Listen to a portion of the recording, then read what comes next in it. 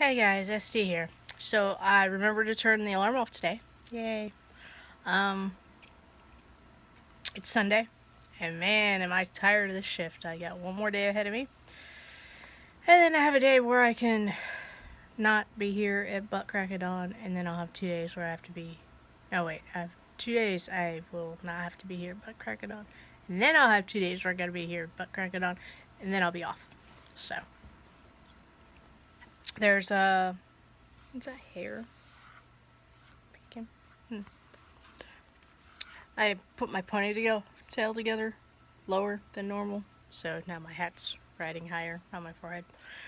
Anywho, lots of stuff going on that I can't talk about. Yay. We'll see how that wraps up as the week goes through. That's pretty much it. I watched some. Well, I watched one terrible movie. Well, not really terrible, but I mean, like, cheesy, not great movie. And a couple of my favorites. And I started to watch this one movie that was called Bloody April Fool. So that was the title that Netflix was showing. But the description said December 28th. And that was the day that was taking place in this movie. Which really, really confused me. Because why would you call it Bloody April Fools if it's in December? Started to watch it because it's only like an hour and 8 minutes long. And turns out to be a foreign film. It's in Spanish. I want to say it's Mexican. For those of you who did already put two and two together and figure that one out, apparently the Mexican version of April Fools is December 28th. Let me see if I can butcher this word badly this early in the morning. Dia de Inocentes. Basically, Day of the Innocents, where you play pranks on each other, you know, for fools or whatever. And that's December 28th. So basically, what we had there was failure to communicate or translate properly. I mean, if they wanted to go with Bloody April Fools, they probably should have, like, redubbed or resubtitled it using April instead of December. I was not in a mental state where I was prepared to read subtitles or like have to read subtitles in order to understand the movie, because ironically I watch everything with captioning on, but that's more of a I will glance down at it occasionally if my terrible hearing doesn't catch a word. I don't like just nonstop read it. And I was not prepared to read it even only for an hour and 8 minutes. So I stopped watching the movie. I don't know if like it could have made sense plot wise for them to say it was taking place in April instead of December, or oh, excuse me, I chugged a bit of this monstrosity, so now I'm all belchy.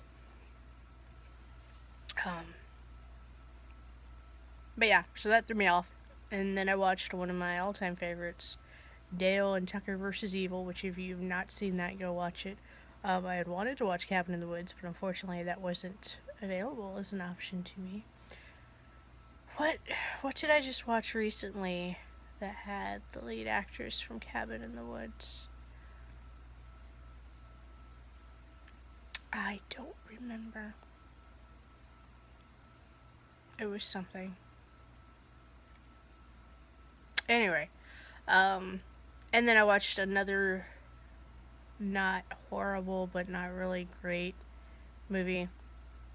The two not horrible but not terribly great movies I watched were The Lazarus Effect with somebody, and Evan Peters. I can't remember the girl's name. Olivia Wilde. I want to say, fairly certain that's right. She was the main actress, and Evan Peters was a character in there, and then a bunch of people I'd never really seen before. And then oh, I haven't actually watched it, but the main actor. Oh my goodness! Look what my turtleneck's doing. It's being weird. I didn't set it up properly this morning. The main actress from Cabin in the Woods. She is in Zoo. That's right. I had seen clips of Zoo and looked it up, and yeah, because she looked really familiar. Uh, is that right? It's a TV. It's definitely a TV series that's on right now. That I haven't actually watched, but I just saw clips of. Saw her in passing. Oh, and then the other movie I watched was it's called Evidence, and it had the lovely actor who plays the director of the secret department in Blacklist. You know, the one who heads up the Blacklist, the one that they thought had like cancer or whatever for a while there. He's in it, and the actor who played the Bill from True Blood, he's in it. So I'm really bad about seeing something and going, "Oh, they look familiar," and then I either spend the entire movie trying to figure out where they are. I make some weird association at some point from some expression they make and immediately know who they are, or I cave rather quickly into the movie because it's too distracting trying to figure out who they are, and I look it up on IMDb.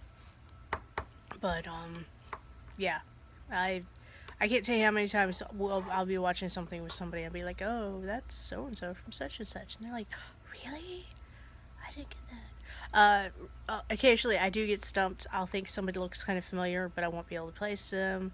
For example, the actress who plays Red in Orange is the New Black. I thought she looked mildly familiar.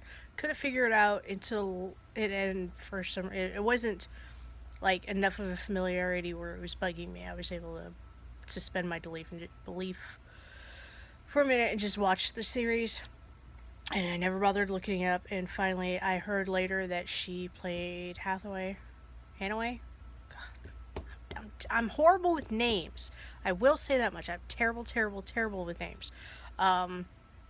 Played Jane What's-Her-Face, the captain, on one of the Star Treks.